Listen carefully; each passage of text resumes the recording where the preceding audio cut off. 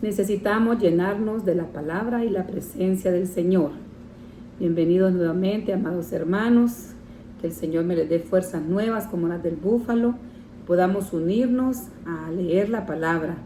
Tengamos ese amor por la palabra y seamos obedientes a la voz del Señor. Oramos así, Padre, en el nombre de Jesús. Te damos gracias, Señor, por este hermoso tiempo, Padre, difícil, pero confiamos en ti, que tú nos vas a guiar, que tú nos vas a proteger, que tú, Dios mío, Señor, tienes el control de todo, tú sigues sentado en tu trono, Señor, estamos viendo cumplimiento de tu palabra, Señor, estamos viendo tiempos difíciles, Señor, necesitamos más de ti, Señor amado, necesitamos buscarte, Señor, leer tu palabra, que tu Espíritu Santo nos ayude, Señor, amado Padre, que toda gloria y toda honra sea solo para ti, en el nombre de Jesús, Señor, ayúdanos a mantenernos y llénanos, Señor amado, con tu aceite fresco, que nuestra copa esté rebosando, llénanos de tu palabra, danos esa semilla preciosa para poder, Dios mío, repartirla, Señor, también, Dios mío, en el nombre de Jesús, para la gloria y la honra de tu nombre santo. Amén.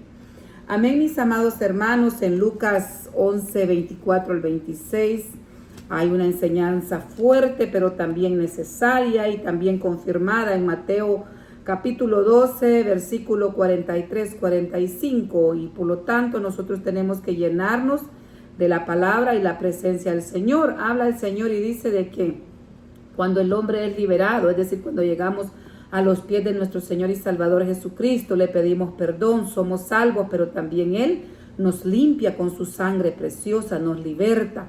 Y dice que el espíritu inmundo se va, sale de la persona, se va a lugares secos, a lugares áridos, pero ahí busca reposo y no lo encuentra porque no puede hallarlo.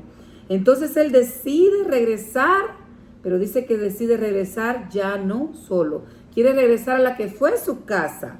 Y dice que cuando regresa y la encuentra, dice que la encuentra limpia y ordenada, dice en Lucas. Pero también Mateo nos agrega una palabra clave y dice que la encuentra vacía. Por lo tanto, esa persona fue liberada, quedó limpia, quedó ordenada su vida delante del Señor, pero el problema fue que no perseveró, no se llenó, no buscó de la unción, no buscamos de la palabra del Señor. Por lo tanto, este espíritu inmundo, que el Señor reprenda, dice que toma otros 7 y entran nuevamente a la casa. Entonces, lamentablemente, esto sucede cuando nosotros no seguimos al Señor, no decidimos realmente ser discípulos de Jesús, no decidimos servirle y rendir nuestra vida completamente al Señor y llenarnos de su palabra. Entonces dice la Biblia de que el estado posterior de la persona viene a ser peor de como estaba. Su final es difícil. Jesús nos deja una gran enseñanza acá y nos dice, el Señor nos advierte que si hemos sido liberados, gloria sea al Señor, necesitamos llenarnos de su presencia. Si no hay búsqueda, si no hay entrega, si no hay obediencia completa, no hay llenura, la situación puede ser peor. Necesitamos llenarnos de la palabra del Señor para evitar que regrese aquella influencia negativa que nos tenía a nosotros prisioneros. Muchos fuimos liberados de diferentes pecados, ¿verdad? De diferentes espíritus inmundos que nos poseían. Así que veamos que el que esté firme vea de no caer, dice la palabra. Con esto meditamos brevemente antes de la lectura, porque lo hacemos para la gloria del Señor. Segundo, para motivarlos e invitarlos siempre a que leamos la Biblia, que podamos nosotros continuar con nuestro plan de lectura para la gloria del Señor y que podamos prepararnos para los tiempos que vienen. Cristo viene pronto y además que nosotros podamos llenarnos de ese grano, de esa semilla santa y poderosa que es la palabra, para repartirla, porque hay mucha necesidad en estos tiempos de angustia, de dificultad, de guerra, de escasez que viene, de dolor. Tenemos que refugiarnos en el Señor. Bien, que leíamos ayer, leíamos el capítulo número 3 del libro de Números, gloria sea al Señor, y nos impresiona ver cómo Dios sigue ordenando cada área en el campamento. En este capítulo se destaca la organización y funciones que el Señor delega, sagradas, ¿verdad?, a la tribu de Leví. Este capítulo enfatiza siempre la santidad, el orden, la estructura en ese campamento precioso en su pueblo santo, que el Señor estaba formando una nueva estructura. Después de ser esclavos en Egipto, forma un equipo de guerreros, pero también levitas, sacerdotes santos, un pueblo escogido por Dios para la gloria de su nombre. Y vemos en uno de los aspectos a mencionar que la familia de Aarón es elegida, ¿verdad? Gloria sea al Señor, para el sacerdocio. Se mencionan a sus hijos, sus 4 hijos, Nadab, Abiú, Eleazar e Itamar, pero también que fueron ungidos, ¿verdad?, para sacerdotes. Y se destaca siempre, se menciona la muerte de Nadab y Abiú por haber ofrecido fuego extraño. Entonces hemos aprendido que no es a nuestra manera, es como Dios nos enseña que nos debemos de acercar a Él. Realmente Él es santo y puro y por lo tanto exige esa pureza, y esa santidad. También vimos cómo la selección de los levitas, Dios los separa, bendito Dios, a la tribu de Leví para servir a Aarón y a la congregación, y les encarga algo muy especial: el cuidado, el transporte, el montaje del tabernáculo. Cada uno tenía su función. Qué lindo. Y sigue siendo así ahora en el tiempo de la gracia, en el Nuevo Testamento. Nosotros somos cuerpo de Cristo, la iglesia, los creyentes, los verdaderos creyentes, somos parte del cuerpo místico de Cristo, y dentro del cuerpo tenemos diferentes funciones, y eso depende de la misericordia del Señor. Él dice que tendrá misericordia de quien Él quiera tener misericordia. Los dones, los ministerios, los llamados los hace el Espíritu Santo. Nosotros tenemos que ser como aquel Saulo que le dijo: ¿qué quieres que haga, Señor? Bendito Dios, para estar en obediencia, escuchar su dulce voz. En este caso, los levitas fueron reservados para ese trabajo santo de parte de Dios. Por lo tanto, ellos no fueron censados, ¿verdad? Se recuerda que leímos como parte de los hombres de guerra. También vimos otro punto muy interesante, que era la sustitución de los primogénitos. Desde que Dios sacó al pueblo de Israel de allá de Egipto, Él dijo cada uno de los primogénitos era de Él, pero en este caso Él hace algo. Dice: los levitas tomados por Dios en lugar de todos los primogénitos varones de Israel, que le pertenecen a Dios desde el Éxodo, ¿verdad? Se hace un censo para hacer ese intercambio. Y ya vamos a ver algo muy curioso también que pasa al hacer el censo de cuántos eran los primogénitos que había de Israel y cuántos eran los levitas. Gloria sea al Señor. En el censo también se verificó cuántos estaban de las familias de los levitas. Bendito Dios, se censa los varones levitas de 1 mes arriba. Mire qué importante, desglosando por familia principal. Los gersonitas, encargados de las coberturas del tabernáculo, ellos podían hacer ese tipo de trabajo, de estar encargados de las cortinas y toda la cobertura del tabernáculo. Los caotitas,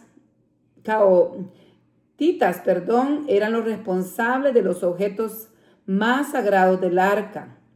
El arca, la mesa, el candelabro y el altar. Gloria sea al Señor.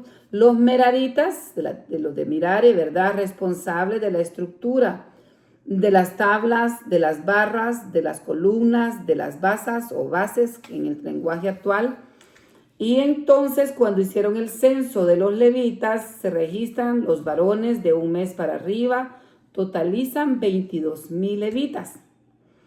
En comparación al censo de los primogénitos que iban a redimir por el intercambio, ¿verdad?, de los primogénitos a los levitas, los primogénitos, eran 22,273.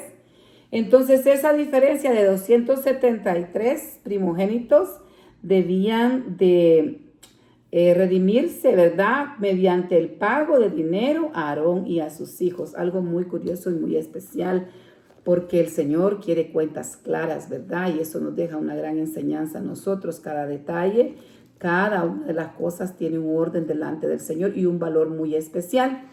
También leímos Números capítulo 4, y en este capítulo detalla la organización de los levitas. Ahora los de Coat, los gersonitas, los meraritas, para el transporte del tabernáculo, porque unos eran los que preparaban todo, lo cubrían, y otros eran los que transportaban. Se establece un censo de los hombres entre 30 y 50 años. Aquí la edad varía, ¿verdad? Ya no es de 1 mes hacia arriba. es decir, hombres aptos para el servicio, y eso refleja la plenitud de la fuerza, la responsabilidad, la madurez para ejercer un trabajo santo delante del Señor. Se le asignan cargas específicas, vimos por familias. Mire qué importante esto, siempre mantenían su registro de qué familia pertenecían y qué labor también había sido asignada a esa familia. Enfatiza siempre la santidad. Mire cómo estamos hablando, santidad. La palabra se repite en estos capítulos y es bien importante y se mantiene el requisito para nosotros también. Lo mismo que le pidieron a la iglesia primitiva, por ejemplo, también en la misma iglesia actual. Dios es santo, 3 veces santo, y así quiere que seamos nosotros. Entonces ellos tenían que estar santos también para transportar los objetos sagrados al Señor. También la reverencia necesaria para manipular, para tocar, para transportar todo lo que se tenía que hacer. Porque recordemos que ellos no estuvieron estáticos, fijos en un solo lugar. Ellos iban conforme el Señor los iba guiando. Tenían que ellos desarmar, empacar, transportar y luego armar el tabernáculo donde Dios establecía. Entonces las responsables de Coat, las responsabilidades de los coatitas, se encargaban, ¿verdad?, de los muebles más sagrados, el arca, el candelabro, la mesa y los altares, tras ser cubiertos por los sacerdotes. Pero no debían tocarlos directamente, ni ellos empacarlos, porque si lo hacían, ellos morían. Bendito Dios. La responsabilidad de Gersón, encargado de transportar las cortinas, las cubiertas, los cortinajes de la puerta y las cuerdas del tabernáculo. También leímos, ¿verdad?, las responsabilidades de Merari, encargados de las partes estructurales, las tablas, las barras, las columnas, las basas del tabernáculo. Gloria sea al Señor. El rol de los sacerdotes, Aarón y sus hijos, eran los únicos autorizados para preparar, para cubrir los objetos sagrados antes de ser transportados, asegurando que todo se iba a hacer con suma reverencia al Señor y por la persona que estaba indicado, ¿verdad?, hacerlo. Orden y eficiencia podemos nosotros identificar en estos capítulos. Gloria sea al Señor. Cada familia tenía una tarea, un deber específico, un rol que desempeñar con el fin de asegurar el traslado correcto y reverente a todo lo concerniente al santuario, al tabernáculo. La santidad, bendito Dios, es un requisito importante. Al acercarse incorrectamente a los objetos sagrados, era un peligro de muerte. Lo pudimos ver. Se solicita en estos capítulos total y absoluta obediencia al Señor. Gloria sea a Dios. Ahora vamos a leer para la gloria de Dios. Siempre en el libro de Números nos corresponde este día. Bendito Dios. Mire, vamos avanzando. La gloria sea al Señor. Día 62. Números 5 y 6 vamos a leer para la gloria del Señor. Bendito Rey, la palabra de Dios la leemos en el nombre del Padre, del Hijo y del Espíritu Santo. El título de este capítulo dice, todo lo inmundo es echado fuera del campamento. Amén. Jehová habló a Moisés diciendo, manda a los hijos de Israel que echen del campamento a todo leproso, a todos los que padecen flujo de semen y a todo contaminado con muerto. Así hombres como mujeres echaréis fuera del campamento, los echaréis para que no contaminen el campamento de aquellos de los cuales yo habito. Y lo hicieron así los hijos de Israel, y los echaron fuera del campamento, como Jehová había dicho a Moisés. Así lo hicieron los hijos de Israel. Leyes sobre la restitución. Además habló Jehová a Moisés diciendo, di a los hijos de Israel, el hombre o la mujer que cometiere alguno de los pecados con que los hombres prevarican contra Jehová y delinquen, aquella persona confesará el pecado que cometió y compensará enteramente el daño. Gloria a Dios. Y añadirá sobre ello la quinta parte y lo dará a aquel con quien pecó. Y si aquel hombre no tuviere pariente al cual sea resarcido el daño, se dará la indemnización del agraviado a Jehová entregándola al sacerdote, además del carnero de las expiaciones con las cuales hará expiación por él. Toda ofrenda de todas las cosas santas que los hijos de Israel presentaren al sacerdote, suya será. Y lo santificado de cualquiera, suyo será asimismo; lo que cualquiera diere al sacerdocio, suyo será. Ley sobre los celos, del versículo 11 en adelante. También Jehová habló a Moisés diciendo: habla a los hijos de Israel y diles: si la mujer de alguno se descarriare y le fuere infiel, y alguno cohabitare con ella, y su marido no lo hubiese visto por haberse ella amancillado ocultamente, ni hubiere testigo contra ella, ni ella hubiera sido sorprendida en el acto, si viniere sobre él espíritu de celos y tuviere celos de su mujer, habiéndose ella amancillado, o viniere sobre él el espíritu de celos y tuviere celos de su mujer, no habiéndose ella amancillado, entonces el marido traerá a su mujer al sacerdote. Con ella traerá su ofrenda, y la 10ª parte de un efa de harina de cebada; no echará sobre ella aceite, ni pondrá sobre ella incienso, porque es ofrenda de celos, ofrenda de recordativa, que trae a la memoria el pecado. El sacerdote hará que ella se acerque y se ponga delante de Jehová. Luego tomará el sacerdote del agua santa en un vaso de barro. Tomará también el sacerdote del polvo que hubiere sobre el suelo del tabernáculo y lo echará en el agua. Y hará el sacerdote estar en pie a la mujer delante de Jehová. Y descubrirá la cabeza de la mujer y pondrá sobre sus manos la ofrenda recordativa, que es la ofrenda de celos, y el sacerdote tendrá en la mano las aguas amargas que acarrean maldición. Y el sacerdote la conjurará y dirá: si ninguno ha dormido contigo, y si no te has apartado de tu marido a inmundicia, libre sea de estas aguas amargas que traen maldición. Mas si te has descarriado de tu marido y te has amancillado y cohabitado contigo alguno fuera de tu marido, el sacerdote conjugará a la mujer en conjuramiento de maldición y dirá a la mujer: Jehová te haga maldición y execración en medio de tu pueblo, haciendo Jehová que tu muslo caiga y que tu vientre se hinche.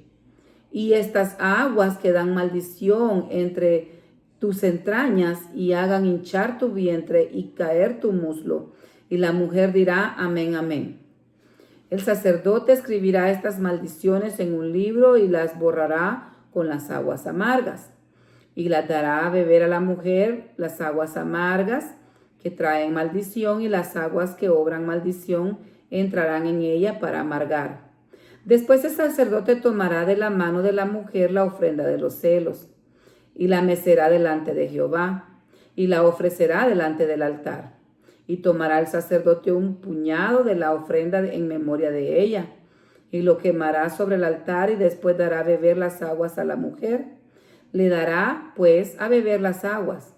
Y si fuere inmunda y hubiere sido infiel a su marido, las aguas que obran maldición entrarán en ella para amargar, y su vientre se hinchará y caerá su muslo, y la mujer será maldición en medio de su pueblo.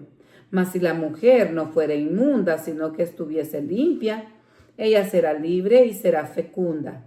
Esta es la ley de los celos.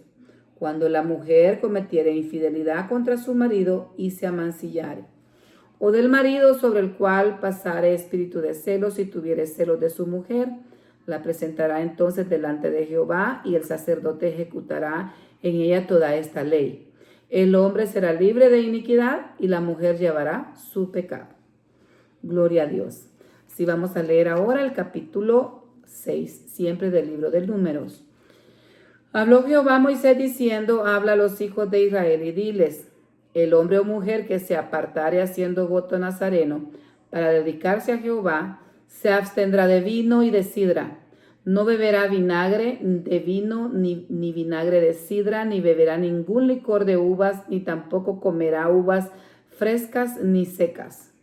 Todo el tiempo de su nazarenato, todo lo que se hace de la vid, desde los granillos hasta el holledo no comerá. Todo el tiempo devoto de su nazarenato no pasará navaja sobre su cabeza hasta que sean cumplidos los días de su apartamiento a Jehová, será santo. Dejará crecer su cabello. Todo el tiempo que se aparte para Jehová no se acercará a persona muerta, ni aun por su padre, ni aun por su madre, ni por su hermano, ni por su hermana. Podrá contaminarse cuando mueran, porque la consagración de su Dios tiene sobre su cabeza. Todo el tiempo de su nazarenato será santo para Jehová. Si alguno muriere súbitamente junto a él, su cabeza consagrada será contaminada. Por tanto, el día de su purificación raerá su cabeza, el séptimo día la raerá. Y el día octavo traerá 2 tórtolas y 2 palominos al sacerdote a la puerta del tabernáculo de reunión. Y el sacerdote ofrecerá el uno en expiación y el otro en holocausto, y hará expiación de lo que pecó a causa del muerto, y santificará su cabeza en aquel día. Y consagrará para Jehová los días de su nazarenato, y traerá un cordero de 1 año en expiación por la culpa, y los días primeros serán anulados por cuanto fue contaminado su nazarenato.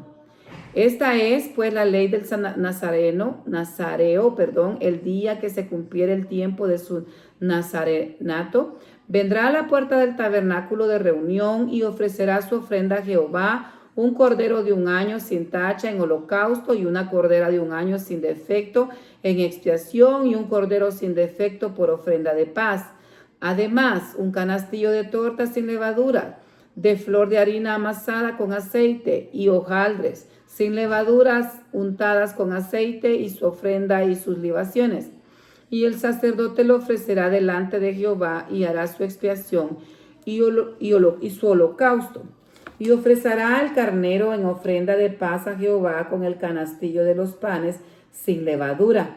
Ofrecerá asimismo el sacerdote su ofrenda y sus libaciones. Entonces el nazareo traerá a la puerta del tabernáculo de reunión su cabeza consagrada, y tomará los cabellos de su cabeza consagrada y los pondrá sobre el fuego que está debajo de la ofrenda de paz. Después tomará el sacerdote la espaldilla cocida del carnero, una torta sin levadura del canastillo y un hojaldre sin levadura, y las pondrá sobre las manos del nazareo, después que fuere raída su cabeza consagrada. Y el sacerdote mecerá aquello como ofrenda mecida delante de Jehová, lo cual será cosa santa del sacerdote. Además del pecho mecido y de la espaldilla separada, después el nazareno podrá beber vino. Esta es la ley del nazareo que hiciere votos de su ofrenda a Jehová por su nazareato, además de lo que sus recursos le permitieren. Según el voto que hiciere, así hará conforme a la ley del nazareato. Gloria sea al Señor. Bendición sacerdotal. Jehová habló a Moisés diciendo: habla a Aarón y a sus hijos y diles: así bendeciréis a los hijos de Israel, diciéndoles: Jehová te bendiga y te guarde. Jehová haga resplandecer su rostro sobre ti y tenga de ti misericordia. Jehová alce sobre ti su rostro y ponga en ti paz. Y pondrán mi nombre sobre los hijos de Israel, y yo los bendeciré. Palabra del Señor. Qué hermosa bendición. Gloria sea al Señor. Que el Señor le instruye cómo bendecir a su pueblo santo. Bendito Dios. Tomémosla, hagamos la parte nuestra también para la gloria de su nombre. Amén, hermanos. Luego vamos a continuar con el Evangelio de Lucas, como estamos leyendo por el momento. En estos días hemos ido avanzando. Gloria sea al Señor. ¿Qué leímos ayer? Ayer leíamos el capítulo 17 del Evangelio de San Lucas. Gloria a Dios. Y es un evangelio precioso, y en este capítulo destaca la responsabilidad comunitaria. También pudimos ver la necesidad de un perdón ilimitado. El Señor, ¿verdad?, más adelante nos confirma cuántas veces tenemos que perdonar. Pedro le dice, ¿cuántas veces? ¿Verdad? 70 veces 7. Gloria sea al Señor, es decir, siempre, cada momento. También veíamos una fe activa que el Señor nos pide. enfatizando la gratitud, y también el Señor nos pide que nos preparemos para su venida que está pronta, ¿verdad? Gloria sea al Señor. Del versículo 1 al 4 vimos la responsabilidad del perdón. Gloria sea al Señor. Jesús advierte sobre los tropiezos, los escándalos le llama, ¿verdad? Pero exige también perdonar repentinamente al hermano que se arrepiente, y nos enseña que la vida cristiana requiere una actitud constante de perdón. Tenemos que estar dispuestos, así como Dios nos ha perdonado. Padre, perdónanos como tú nos has perdonado, ¿verdad? Perdónalo, dijo el Señor, como porque no saben lo que hacen. Y nosotros cuando oramos el Padre Nuestro decimos, perdónanos como también nosotros perdonamos a los que nos ofenden, dice uno, a los nuestros deudores. Bendito Dios, así que tenemos que tener presente, no es fácil como humanos perdonar cuando las ofensas han sido graves, pero empieza también con un acto de confesión, aunque tal vez el corazón, ¿verdad? Porque es difícil, no lo sienta, pero nosotros tenemos que decir, confesar con nuestra boca, Señor, yo decido perdonar, si es posible, con nombre y apellido a esa persona, y ayúdame, Señor, a que mi corazón sane, porque esa palabra es muy importante. Para que haya restauración tiene que haber un perdón, ¿verdad? Perdón, una palabra que está compuesta, perdón, perder algo, perder el dolor y dar un regalo. ¿A quién? Primeramente a nosotros, que necesitamos liberarnos de ese dolor, de esa brasa que está quemando en el corazón, porque mientras nosotros no perdonamos, la persona puede estar lejos si nosotros estamos ardiendo en un sentimiento que nos daña a nosotros mismos, nuestro cuerpo literalmente dañado por la falta de perdón, daña nuestra relación con el Señor, daña nuestra relación con los demás. Así que para que haya restauración tiene que haber perdón, y somos libres nosotros, ¿verdad? Pero también, ¿hasta cuándo yo voy a orar por esto? Hasta que yo me recuerde de esta persona y ya no sienta dolor, o cuando yo la vea ya no sienta algo feo, sino que sienta esa paz, o tal vez incluso el Señor es poderoso y tal vez lo has experimentado, que lo hemos experimentado, algo tan lindo de querer abrazar a esa persona como que nada ha pasado. Ahí el corazón ya está sano, así que hay que seguir este consejo de la palabra. Bendito Dios. Luego del versículo 5 al 6 veíamos la fe, como la compara el Señor con un grano de mostaza. Ante la petición de los apóstoles que le decían al Señor, Señor, aumentanos la fe. Jesús nos enseña que incluso una fe pequeñita como ese granito tan chiquitito, si es verdadera, ese grano es sólido. Si es verdadera, puede hacer cosas maravillosas, porque para el que cree todo le es posible. Lo imposible lo hace el Señor. Nosotros creyendo ponemos nuestra confianza en Dios y Él hace cosas maravillosas, moviendo árboles, moviendo montañas, abriendo puertas, abriendo caminos donde no lo hay. Nosotros vemos la mano del Señor, nuestra confianza y nuestra esperanza está plenamente en Él. Gloria sea al Señor. Y como solo estamos así panorámicamente viendo qué es lo que leímos ayer para continuar la lectura de hoy y también para ir verificando que vamos aprendiendo para la gloria del Señor, el Espíritu Santo nos va ayudando a que nosotros vayamos comprendiendo lo que vamos leyendo, y la gloria y la honra sea para el Padre, el Hijo y el Espíritu Santo, porque Él no comparte su gloria con nadie. Nosotros lo que tenemos que hacer es disponernos, humillarnos, someternos, buscarle y pedirle que nos ayude a que retengamos, a que aprendamos, porque anhelamos amarle, conocerle y serle obedientes. Amén. Vimos del versículo 7 al 10, gloria sea al Señor, de Lucas 17, el servicio en humildad. Gloria sea al Señor. Jesús nos enseña que servir a Dios no es para recibir méritos personales, reconocimientos, fama, dinero, likes, seguidores. No, ese no tiene que ser el motivo, la motivación que siga nuestro corazón, sino que nosotros realmente ser obedientes, ser agradecidos por lo que Él ya hizo en la cruz del Calvario, mostrar ese amor, responder a ese amor, a esa gracia, con servicio, con entrega, con humildad, en santidad, bendito Dios, en agradecimiento por lo que Él ya hizo. Gloria sea al Señor, sino que nosotros tenemos que saber que nuestro deber natural es servir, y que nosotros tenemos que reconocer algo bien importante, que siervos inútiles somos. Bendito Dios, y que toda gloria sea para Él. Amén. Del versículo 11 al 19 vimos la sanidad de los 10 leprosos. Maravilloso este pasaje, esto es real. Jesús sana a 10 leprosos y solo uno, de paso que era samaritano, regresa para darle gracias. Y esto, hermanos, los 9 se fueron y no regresaron a darle gracias al Señor.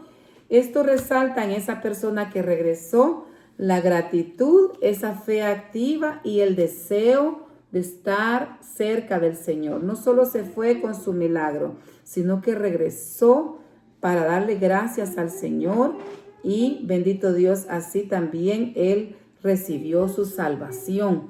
Y esto nos habla que Jesús piensa en los marginados, en los más necesitados, en los que estaban excluidos de la sociedad, porque ser leproso tenían que estar fuera y gritar cuando ellos iban a pasar, leproso, leproso, avisar, inmundo, ¿verdad?, que estaba cerca para que no contaminara. Y ya me imagino yo qué situación más dura estar lejos de su familia por esa condición que tenía en su piel.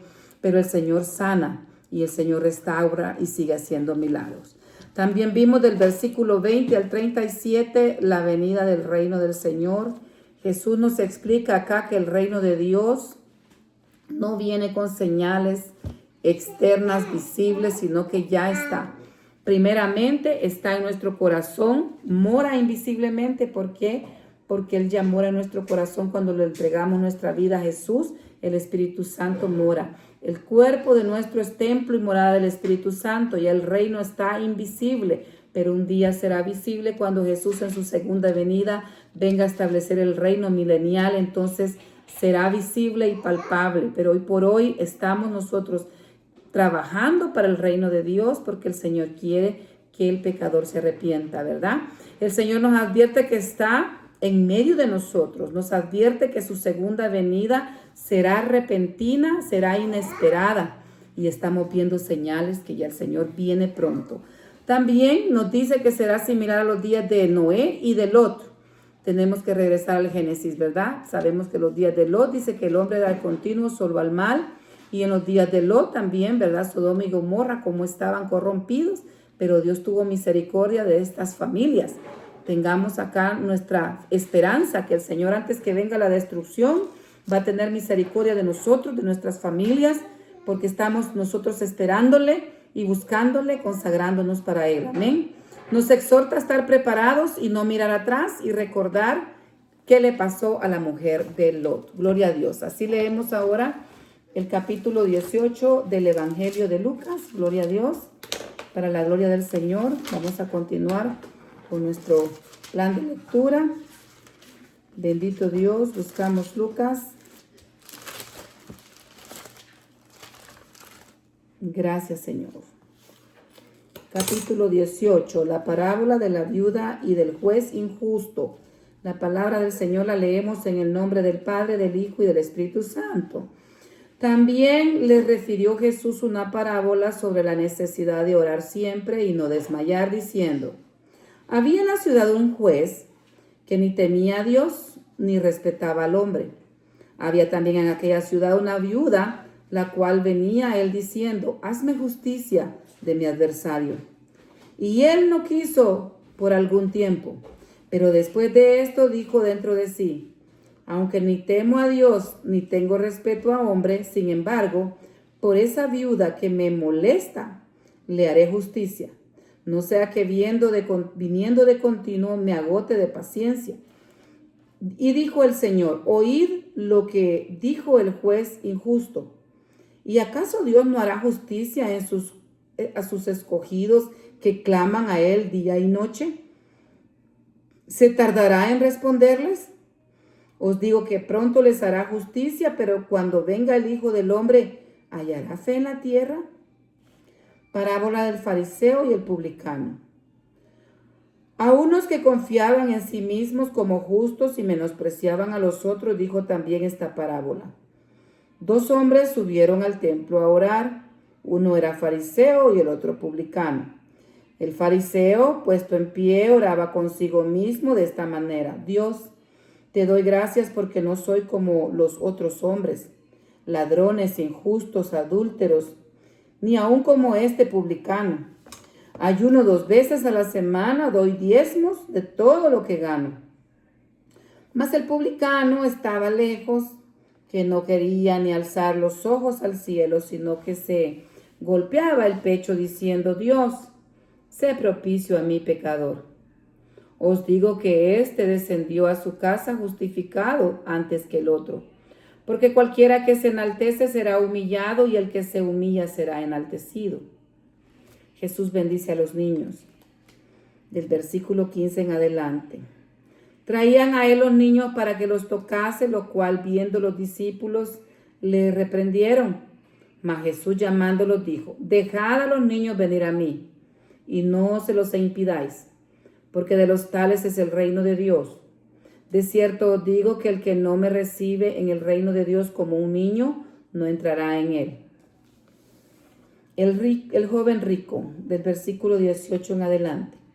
Un hombre principal le preguntó diciendo: Maestro bueno, ¿qué haré para heredar la vida eterna? Jesús le dijo: ¿Por qué me llamas bueno? Ninguno hay bueno sino solo Dios. Los mandamientos, ¿sabes? No adulterarás, no matarás, no hurtarás, no dirás falso testimonio, honra a tu padre y a tu madre. Él dijo: Todo esto he guardado desde mi juventud. Jesús, oyendo esto, le dijo: Aún te falta una cosa. Vende todo lo que tienes y dalo a los pobres, y tendrás tesoro en el cielo, y ven y sígueme. Entonces él, oyendo esto, se puso muy triste, porque era muy rico. Al ver Jesús que se había entristecido mucho, dijo: Cuán difícilmente entrarán en el reino de Dios los que tienen riquezas. Porque es más fácil pasar un camello por el ojo de la aguja que entrar un rico en el reino de Dios. Y los que oyeron esto dijeron: ¿Quién pues podrá ser salvo? Él dijo: Lo que es imposible para los hombres es posible para Dios. Entonces Pedro dijo: He aquí nosotros hemos dejado nuestras posesiones y te hemos seguido. Y él les dijo: De cierto os digo que no hay nadie que haya dejado casa, o padres, o hermanos, o mujer, o hijos por el reino de Dios, que no haya de recibir mucho más en este tiempo y en el siglo venidero la vida eterna. Nuevamente Jesús anuncia su muerte, del versículo 31 en adelante, del capítulo 18 del Evangelio de San Lucas que estamos leyendo. Gloria sea al Señor. Tomando Jesús a los 12 les dijo: He aquí subimos a Jerusalén, y se cumplirá todas las cosas escritas por los profetas acerca del Hijo del Hombre. Pues será entregado a los gentiles, y será escarnecido y afrentado y escupido. Y después que le hayan azotado, le matarán, mas al tercer día resucitará. Pero ellos nada comprendieron de estas cosas, y esta palabra les era encubierta, y no entendían lo que les decía. Un ciego de Jericó recibe la vista, del versículo 35 en adelante. Aconteció que, acercándose Jesús a Jericó, un ciego estaba sentado junto al campamento mendigando. Y al oír a la multitud que pasaba, preguntó qué era aquello. Y le dijeron que pasaba Jesús de Nazaret. Entonces dio voces diciendo: Jesús, hijo de David, ten misericordia de mí. Y los que iban delante le reprendían para que callase. Pero él clamaba mucho más: Hijo de David, ten misericordia de mí. Jesús entonces, deteniéndose, mandó traerle a su presencia. Y cuando llegó le preguntó, diciendo: ¿Qué quieres que te haga? Y él dijo: Señor, que reciba la vista. Jesús le dijo: Recíbela, tu fe te ha salvado. Y luego vio y le seguía, glorificando a Dios. Y todo el pueblo, cuando vio aquello, dio alabanza a Dios. Qué lindo. Gloria sea al Señor. Así llegamos al final de la lectura de hoy. Que el Señor me los bendiga y me los guarde y me les dé fuerzas, ánimo, sed de la palabra para continuar el día de mañana, si Dios nos permite, con la lectura de la palabra del Señor. Así que la gloria y la honra sea para Dios. Sigámonos gozando en su presencia. Esperemos su venida. Maranata, Cristo viene pronto.